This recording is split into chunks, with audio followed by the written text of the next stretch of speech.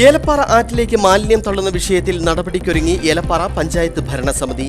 ആറ്റിലേക്ക് വ്യാപകമായി മാലിന്യം തള്ളുന്ന വിഷയം കഴിഞ്ഞ ദിവസമാണ് ഇടുക്കി വിഷൻ റിപ്പോർട്ട് ചെയ്തത്.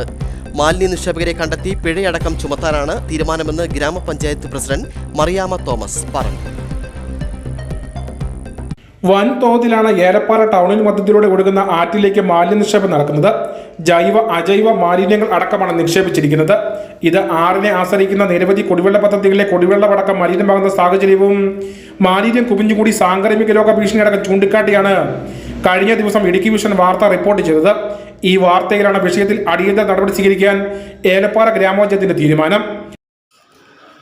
ഏലപ്പാറ പഞ്ചായത്തിന്റെ തോട്ടിൽ മൊത്തം മാലിന്യമാണെന്നുള്ളത് എൻ്റെ ശ്രദ്ധയിൽപ്പെടുകയും ഞാനതിന് കമ്മിറ്റിയിൽ വെച്ച് നടപടി സ്വീകരിക്കുന്നതുമായിരിക്കും. അതുപോലെ തന്നെ നമ്മുടെ തോടുകളിലും മറ്റും മാലിന്യം കൊണ്ട് തള്ളുന്നവർക്ക് എതിരെ നടപടി സ്വീകരിക്കുകയും അവർക്ക് വേണ്ടുന്ന ഫൈൻ എടുക്കുകയും ചെയ്യുന്നതായിരിക്കും.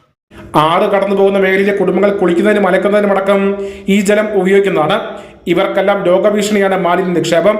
വേനൽക്കടുത്തോടെ ആറുമായി ബന്ധപ്പെട്ടുള്ള കുടിവെള്ള പദ്ധതികളാണ് സമീപപ്രദേശങ്ങളുള്ളവരുടെ ഏക ആശ്രയം. മുൻപ് മാലിന്യ നിക്ഷേപത്തിൽ തടയിടാൻ ഏലപ്പാറ ആറിന്റെ സൈഡ് വശങ്ങളിൽ വേലി പഞ്ചായത്ത് സ്ഥാപിച്ചിരുന്നു.